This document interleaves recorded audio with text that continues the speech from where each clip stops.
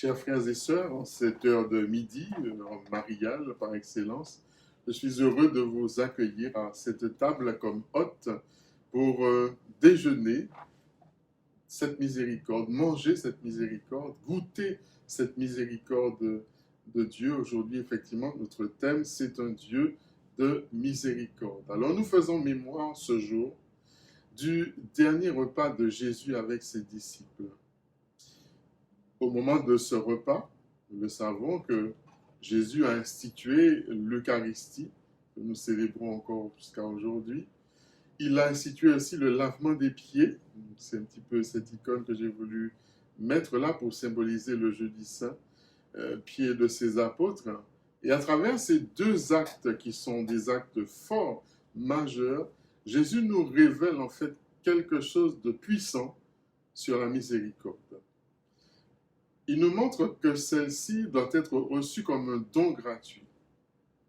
Il nous montre ensuite qu'elle se vit de manière concrète, c'est-à-dire vis-à-vis du prochain. Il y a des gestes à poser. Donc, l'amour de Dieu penché sur nous, ce n'est rien d'autre que la miséricorde. Et je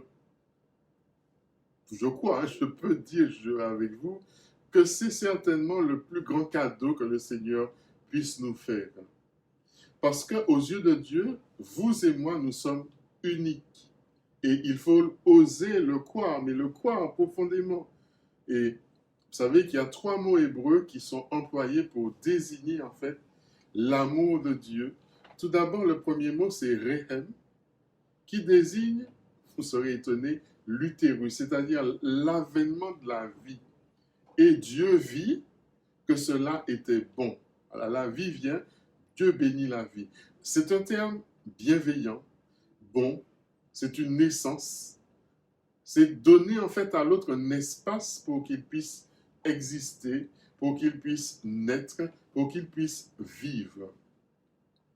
Le deuxième mot, c'est Esset, qui désigne en fait un acte concret de bonté, c'est-à-dire un acte de... C'est la bienveillance, si vous le voulez, en action.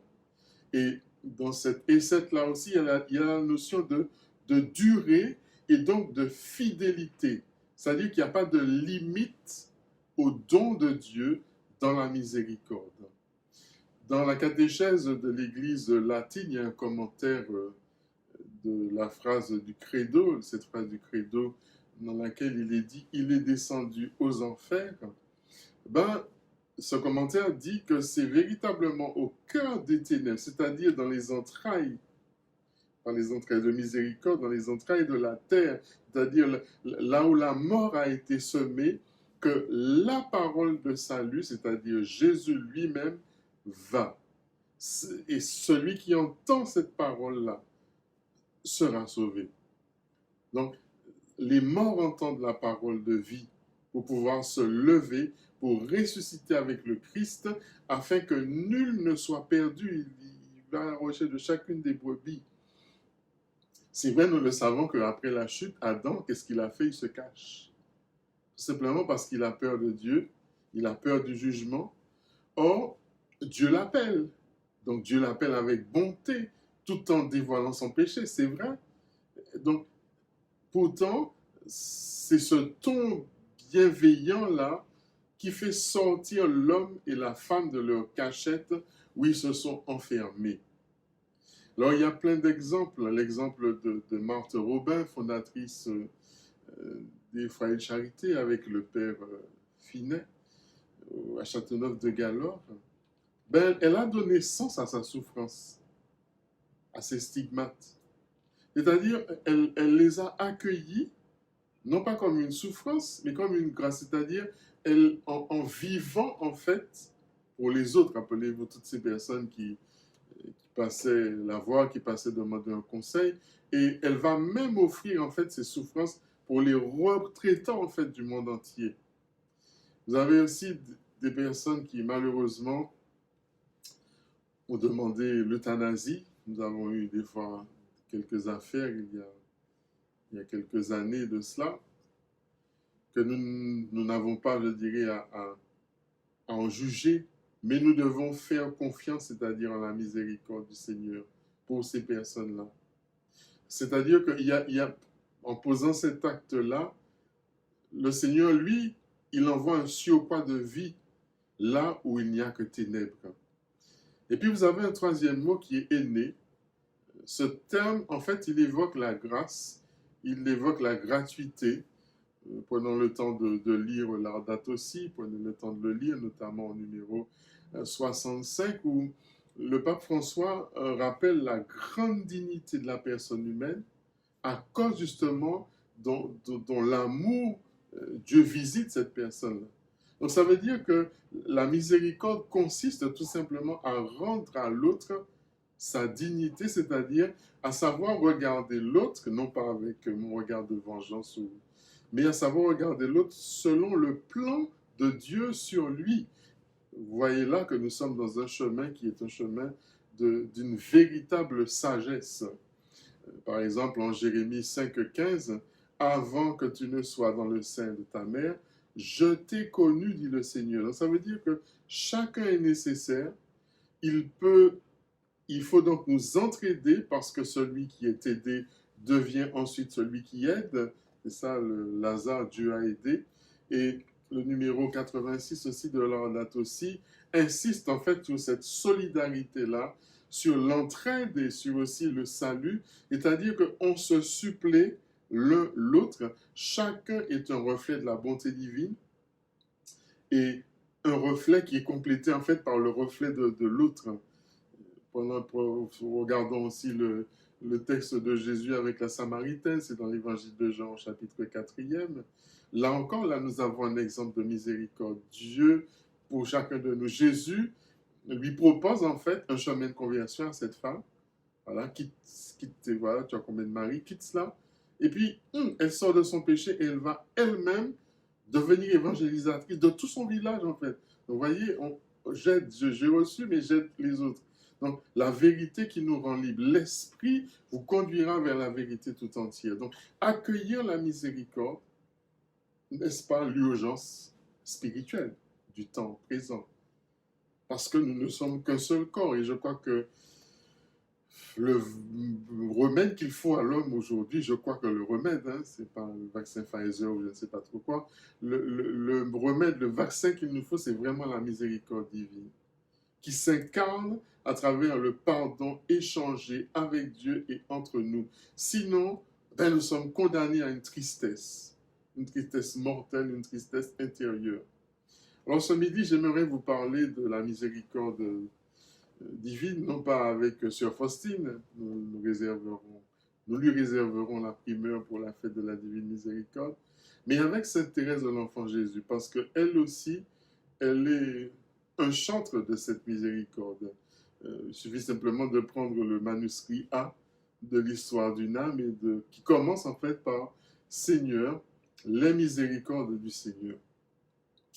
Alors, Sainte Thérèse constate qu'il y a des grands saints, qu'il y a des saints cachés. Et elle fait une comparaison de ces saints avec les fleurs. Et elle voit qu'il y a de très belles roses, mais qu'il y a aussi de petites violettes. Et qu'est-ce qu'elle se dit? Eh bien, toutes elles appartiennent au jardin de Dieu. Si une manque, eh bien, le jardin perd quelque chose. Alors, elle se dit qu'il ne peut pas y avoir que des grands saints. Il ne peut pas y avoir que des docteurs. Il ne peut pas y avoir que des grands savants de l'Église. Sinon, à quoi ça sert que Dieu vienne s'abaisser vers les plus petits? Donc, la miséricorde de Dieu, dit-elle, se manifeste encore dans son abaissement vers chacun de nous et tout particulièrement vers ceux qui sont les plus petits, vers ceux qui sont les plus cassés de la vie, vers ceux qui sont les pires pécheurs des fois. Dieu, le regard, son méchant, son regard sur les bons et sur les méchants, sur les pécheurs, tout simplement pour donner sa grâce, pour donner son pardon. Et c'est pourquoi elle a choisi en fait ce chemin. Elle ne craint pas à son tour d'être petite. Alors, une question surgit, est-ce que notre société aujourd'hui, est-ce qu'elle peut être touchée par la miséricorde? Alors, nous constatons que la maladie, la mort, et là on est en plein dedans, place l'homme devant la fragilité de la condition humaine. Et Covid nous a bien rappelé, voilà, la fragilité de la condition humaine. Alors, nous avions réalisé société de consommation qui voulait convaincre que la possession des biens apporterait le bonheur. Mais l'expérience de la finitude, l'expérience de la mort ou de la possibilité de la mort, on est en plein dedans encore une fois, change tout. Et cela nous fait prendre conscience que nous avons besoin de fraternité, que nous avons besoin d'humanité, que nous avons besoin de relations. Et nous voyons combien c'est difficile avec cette histoire de masque, cette histoire de gestes barrières. On se rend compte que voilà, c'est la richesse en fait de ce que c'est. Et c'est vrai que celles-ci sont fragiles, celles-ci sont blessées. Donc il y a un besoin incroyable en fait de miséricorde. Et malheureusement, certaines personnes ne connaissent même pas ce mot-là, miséricorde. C'est quoi ce truc-là? Donc, le pardon, c'est tout simplement l'acte par lequel la miséricorde entre Dieu et aussi entre nous et nous, eh bien, va se manifester. Nous, membres de l'Église, nous ne prétendons pas changer la société. D'ailleurs, Jésus n'a pas changé la société de l'Empire romain à son époque, je vous le dis en passant. Il a simplement annoncé la bonne nouvelle. Les temps sont accomplis. Si vous voulez suivre moi, si vous ne voulez pas, il était même content, il a même souri pour le jeune homme riche qui est parti. Mais nous voyons tout de même la puissance de l'amour qui peut bouleverser en fait les relations humaines, qui peut rapprocher ceux et celles qui ne se parlaient plus, qui peut apporter la paix entre les nations. Donc, il y a une question quand même qui demeure. Quelle place existe pour le pardon dans cette société-là? Est-ce que la société civile peut pardonner? Et puis, est-ce que nous-mêmes, nous sommes disposés véritablement à entrer dans cette grâce de pardon? Alors, j'ai envie de vous dire peut-être pas tant que cela. Rappelez-vous l'année dernière, lors du premier confinement, l'État avait décidé de libérer en avance près de 6000 prisonniers à cause justement du peu de confinement dans les prisons, du danger du virus. Et je me rappelle, en écoutant les nouvelles et même les commentaires, des fois, beaucoup pensent, et certains même parmi les catholiques, pensaient qu'il vaut mieux les garder en prison. Et pourtant, ces mêmes personnes-là qui pestaient à cause du confinement qu'on leur avait annoncé pour 8 semaines, je crois, je ne sais même plus, dans une maison parfois sympathique, alors que les prisonniers, ils sont confinés dans une cellule depuis durant des années. Et quelle cellule? Et pourtant, Saint Paul dit que Jésus est venu proclamer la délivrance aux prisonniers. C'est pourquoi je vous dis que même à travers ce confinement, il y a des choses de Dieu qui se sont faites, mais je ne sais pas si on a capté en fait, parce que bon, on est tellement occupé, soit à faire nos affaires ou bien vouloir savoir comment on va refaire la même chose qu'on a toujours fait. Donc voilà, donc quelle miséricorde pour les prisonniers, quelle miséricorde, et peut-être que Dieu l'a exercé l'année dernière justement à la période de ce temps pascal. Alors, dans l'octave de Pâques, nous allons célébrer la miséricorde divine. Mais je crois que déjà nous la fêtons en ce jour, nous la fêtons dans ce triduum-là, et d'ailleurs nous la fêtons tous les jours. Parce que c'est chaque jour que nous devons appeler la miséricorde divine sur nous, c'est chaque jour que nous devons appeler la miséricorde divine sur les autres, c'est chaque jour que nous devons appeler la miséricorde divine sur notre société. C'est-à-dire que personne n'est capable de la recevoir pleinement sans Dieu. Seul Dieu peut pardonner. Vous comprenez pourquoi c'est compliqué quand on vient à la conclusion, mon Père, j'ai du mal à... Mais seul Dieu peut le faire. Sans lui, c'est Dieu, et je dis que c'est impossible. Même Jésus en quoi s'adresse au Père parce que son humanité est tellement anéantie par la violence qu'il va dire, il dit, papa, je leur pardonne, mais Père, pardonne-leur, ils ne savent pas ce qu'ils font. Et même Jésus nous montre que notre humanité n'est pas capable de le faire. Donc, force est de constater que la société des hommes ne pardonne pas, et d'ailleurs, le peut-elle. Même un président qui gracie un coupable le dispense de sa peine, mais il ne lui pardonne pas. Il faut être logique. Il va disposer la personne de sa peine, mais il ne lui pardonne pas. Seule la personne offensée peut pardonner, si d'ailleurs elle le peut, elle le veut, si c'est possible. Ça veut dire que personne ne peut pardonner à la place d'une victime et personne ne peut exiger d'une victime qu'elle pardonne. Alors c'est vrai que nous pourrions désirer voir célébrer le pardon au sein de la société civile, mais elle est impuissante. Pourquoi elle est impuissante? Parce que seul Dieu, encore une fois, mes amis, pardonne. Le pardon, c'est le propre de Dieu. Qu'on se le dise, alors ça ne veut pas dire qu'il ne faut pas faire d'efforts, hein. Ça ne veut pas dire qu'il ne faut pas laisser Dieu travailler en nous, mais prenons conscience que le pardon est le propre de Dieu. Alors c'est vrai que ça ressemble à un acte de faiblesse. Or, c'est l'expression, je dirais même, ultime de sa puissance, puisqu'il est amour, donc il ne peut qu'exercer ce qu'il est. Alors oui, le pardon, c'est l'œuvre de Dieu dans le cœur de l'homme. Oui, le pardon est un don. On l'écrit en un mot, mais il faudrait l'écrire en deux mots. Le pardon est un don au-delà de l'offense commise. Ce don qui est un don magnifique, mais qui dépasse en fait la raison parce qu'il ne calcule plus. Le pardon se donne donc sans mesure, sans condition, et c'est justement là ce qu'on appelle les œuvres de miséricorde dans le cœur humain qui peut opérer une telle guérison jusqu'à la possibilité d'un pardon donné, d'un pardon demandé, d'un pardon reçu. Et je ne vous apprends rien, des fois il faut du temps, et parfois même beaucoup de temps, jusqu'à 70 fois cette fois, pour pouvoir entrer dans cette grâce-là. Mais nous le savons bien, au fond de nous-mêmes, sans pardon, nous restons malheureux. Nous restons ankylosés dans un passé que nous avons l'art, malheureusement aussi, de ruminer. Or, nous sommes créés à la ressemblance, à l'image de Dieu. Le mal est venu justement casser, briser cette image-là.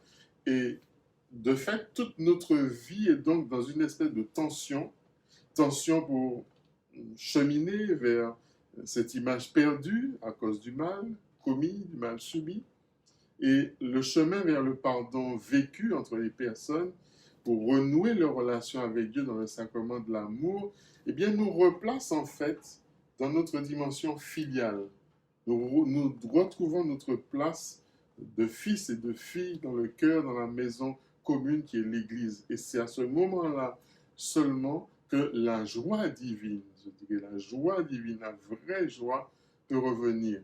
Et cette joie divine dispose en fait à vivre cela dans la confiance. Et c'est d'ailleurs l'expérience de Sainte Thérèse de Lisieux dont je veux vous parler bien, aujourd'hui. La miséricorde chez Thérèse de Lisieux est originale, j'aime bien, elle est simple en fait. Alors, Sainte Thérèse de Lisieux, c'est une sainte qui grandit dans une époque, ceux qui connaissent bien l'histoire, dans une époque difficile parce que elle est marquée par la justice de Dieu, elle est marquée par la peur du jugement dernier. On est à l'époque du jansénisme, c'est-à-dire que l'on doute quant à la liberté, même la capacité de l'homme de pouvoir faire le bien.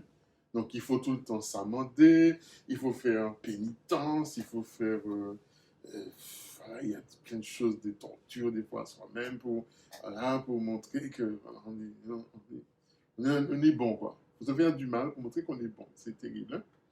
Et Thérèse répond, elle, par la confiance. Elle dira, c'est la confiance, rien que la confiance qui conduit à l'amour. C'est la confiance, rien que la confiance qui conduit à l'amour. Et elle dit que c'est comme un enfant qui veut monter un escalier parce que son papa est là-haut, mais il n'y arrive pas. Et elle se dit que l'enfant, même s'il continue à essayer, même sans y arriver, ben, il faudra qu'à un moment, le papa descende pour le monter en fait dans ses bras. Et alors elle va trouver cette image de l'ascenseur. C'est vrai que c'était l'époque là où on installait, c'était les choses un peu nouvelles là, dans les beaux immeubles. Et elle se dit, mais eh ben, Jésus, mais tes bras seront mon ascenseur pour aller vers ton cœur en fait. Et nous le savons, sa brève vie, 24 ans, elle la passe dans cette découverte-là de l'amour. Dans le cœur de l'Église, ma mère, je serai l'amour. Je ne peux craindre, dit-elle, un Dieu qui s'est fait si petit. Je l'aime. Et elle déclare souvent son amour pour Jésus. Je ne sais pas si aujourd'hui nous prenons le temps de le faire. Peut-être qu'on nous prendrait pour des cinglés, mais c'est ça, hein, c'est ce qu'il y a de fou que Jésus a choisi. Alors, comment pourrait-il lui refuser sa grâce? Donc, elle va jusqu'à dire en juillet 1897 à sa sœur Pauline, dites bien, ma mère, que si j'avais commis tous les crimes possibles, j'aurais toujours la même confiance. J'aurais toujours la même confiance. Je sens que toute cette multitude d'offenses, eh bien, c'est une goutte d'eau jetée dans un brasier ardent. Mais qui peut éteindre la miséricorde de Dieu? Personne. Personne. Et cette confiance en Dieu, cette assurance envers l'infinie miséricorde de Dieu, eh bien, elle l'applique dans sa relation avec les autres, c'est-à-dire concrètement avec ses sœurs du Carmel. Et la plus petite occasion, par exemple, ramasser une tête d'épingle, devient une grâce pour elle, devient un acte gratuit d'amour et invisible, devient un sacrifice d'amour. Elle le dit, hein, je comprends maintenant que la charité parfaite, je comprends maintenant que la charité parfaite consiste à supporter les défauts des autres, à ne point s'étonner de leur faiblesse, mieux à s'édifier de leurs petits actes de vertu qu'on les voit pratiquer. Savez-vous comment? Ils me cassent les pieds, mais je dois me réjouir des petits actes de vertu que je les vois faire. Alors, vous voyez? Donc ainsi, son désir de sainteté ne la plonge pas dans les pénitences, comme je vous disais, c'était l'époque des pénitences extrêmes, mais en fait dans les bras de Jésus, dans les bras de son bien-aimé. Et elle le dit, elle l'affirme haut et fort, la sainteté n'est pas dans telle ou telle pratique, elle consiste en une disposition du cœur qui nous rend humbles, qui nous rend petits entre les bras de Dieu, conscients de notre faiblesse et surtout confiants jusqu'à l'audace en sa bonté de Père. Parce qu'on a tellement confiance, on sait que non, papa, tu ne peux pas faire autre chose que de me pardonner. C'est pas possible que tu fasses autre chose. Tu ne peux pas faire autre chose. Confiance en l'audace, en sa bonté de Père. Et elle est même disposée à mourir. J'irai, dit-elle, le cœur brisé de repentir, me jeter dans les bras de Jésus parce que je sais combien il chérit l'enfant prodigue qui revient à lui. Alors, n'est-ce pas 3 jours pour sauter dans les bras de papa? Voilà, vous avez 3 jours là, 3 jours, Triduum, Pascal.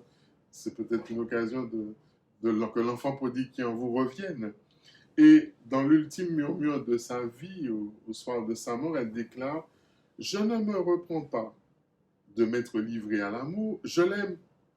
Mon Dieu, je vous aime. » Et en conclusion, pour Thérèse, la miséricorde, c'est un don gratuit. C'est ce que nous révèle l'Eucharistie, particulièrement instituée par Jésus en ce jeudi saint. Par cet acte fort, Jésus nous fait entrer dans ce qui est le point culminant de son incarnation, c'est-à-dire sa mort, sa résurrection. Vous qui êtes familier de la parole, vous avez vu que tout au long de sa vie terrestre, à travers ses paroles, à travers ses actes, à travers ses actions, il est venu nous dire l'amour gratuit du Père pour chacun de nous. Eh bien, aujourd'hui, il donne sa vie. Il donne sa vie pour la rémission de nos péchés. Il donne sa vie sur la croix, mais il nous la donne aussi comme une nourriture dans le pain, dans le vin, qui est une fois consacrés, nous le savons, qui deviennent les saintes espèces, son corps et son sang. Ce qui signifie, chers amis et retraitants, qu'en participant à toute l'Eucharistie, je dis bien, je répète ce que je dis, en participant à toute l'Eucharistie, et pas uniquement dans le geste de la Sainte Communion, mais en participant à toute l'Eucharistie, je suis plongé dans la divine miséricorde. Je suis plongé dans cet océan qui coule du cœur de Dieu. La seule chose que j'ai à faire, c'est de me livrer. Me livrer totalement à ce don qui m'est fait et m'associer, je vous redis encore, m'associer entièrement à chacune des paroles qui est prononcée du début à la fin de la messe. C'est ça la messe. Participer à chacune des paroles de chant prononcées du début à la fin de la messe. Voilà ce qu'on appelle participer à l'Eucharistie. Voilà ce qu'on appelle entrer dans la miséricorde, dans le fournaise de la miséricorde divine, c'est-à-dire faire mienne chacune des paroles, chacune des prières pour recueillir la substantique moelle de la miséricorde qui est offerte là, à ce moment-là, sur l'autel de la messe. Alors la miséricorde, c'est aussi un moteur. C'est le moteur de la vie, c'est le moteur de la vie, de l'agir, du baptisé. Jésus, qui est le Maître et qui est le Seigneur, qu'est-ce qu'il fait? Bien, il s'agenouille aux pieds des disciples. Vous avez là l'icône du lavement des pieds. Ayant accompli ce geste, Jésus a dit, « Si donc moi, le Seigneur et le Maître, je vous ai lavé les pieds, eh bien vous aussi, vous devez, c'est pas vous pouvez, hein, vous devez vous laver les pieds les uns aux autres. » C'est un exemple que je vous ai donné afin que vous fassiez vous aussi comme moi j'ai fait pour vous. Je dirais même, c'est plus qu'un exemple, c'est un commandement. Nous trouvons ça dans l'évangile d'aujourd'hui, Jean 13, 14, 15. Donc, de cette manière, Jésus nous dit que le service, voilà le chemin pour vivre la foi. Voilà le chemin pour témoigner son amour, le service. Il a voulu aussi révéler au monde la manière d'agir de Dieu à notre égard. Donc, il donne l'exemple. Il donne cet exemple-là, mais c'est un exemple, comme je vous dis encore, commandement. Et je dirais même commandement nouveau qui est celui de nous aimer les uns les autres, comme ce comme-là est totalement important, comme lui-même il nous a aimés. Donc, l'amour, la miséricorde est le service concret que nous nous rendons les uns aux autres. Alors, il s'exprime à travers le partage des dons, notamment que le Saint-Esprit nous fait pour pouvoir subvenir à la croissance de la communauté, mais aussi à travers les biens matériels que nous-mêmes nous acceptons de partager avec ceux qui sont dans le besoin, ceux qui sont les plus pauvres de notre société. Alors, ce geste qui va être refait aujourd'hui, peut-être pour, je ne sais pas, peut-être qu'il y en a parmi vous qui sont invités à y entrer, ceux qui sont appelés en tout cas à vivre ce geste, représente en général un éventail de la communauté chrétienne. Alors des fois c'est soit par l'âge, soit par l'engagement, soit par le service, mais ce qui est vraiment important de prendre conscience, c'est que c'est bien au pied de chacun que votre curé, que votre prêtre s'agenouille pour se rappeler lui-même qu'il est appelé au service de tous. Et ce geste me rappelle à moi-même prêtre, même si par rapport au ministère que j'ai à la cathédrale, ça fait un moment que je ne l'ai plus fait parce que voilà, j'ai un autre ministère qui fait que je suis au service du chant, donc je ne peux pas célébrer la Semaine Sainte comme je le voudrais, mais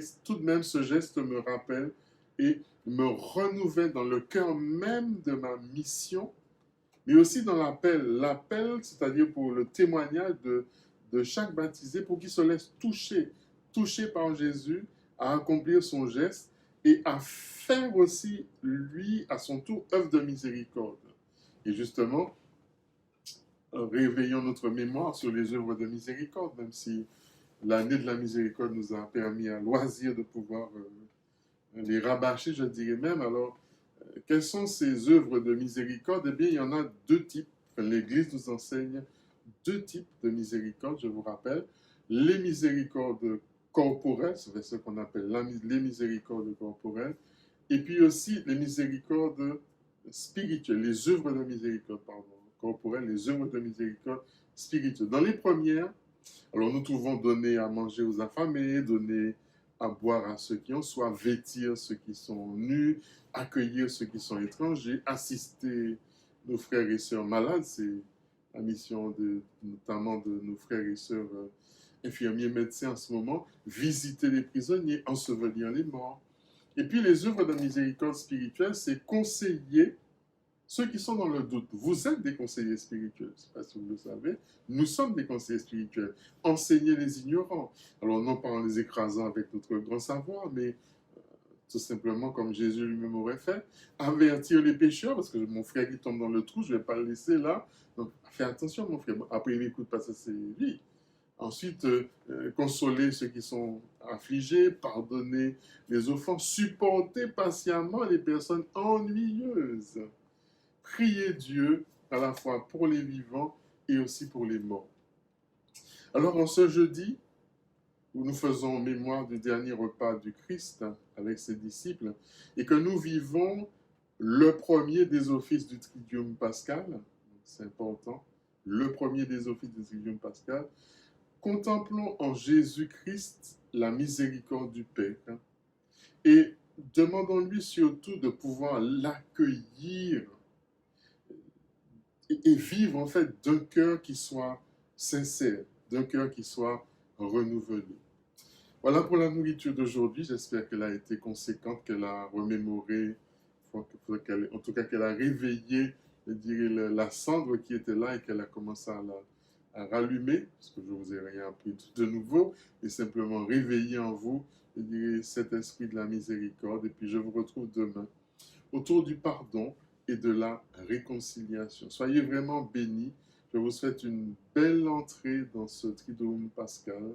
3 jours avec Jésus. Vraiment, accrochez-vous à lui. Soyez auprès de lui pour ne pas rater, je dirais, la substantique moelle de ce grand mystère que nous allons traverser ensemble, celui de notre Pâques. Bonne journée et je vous dis à demain.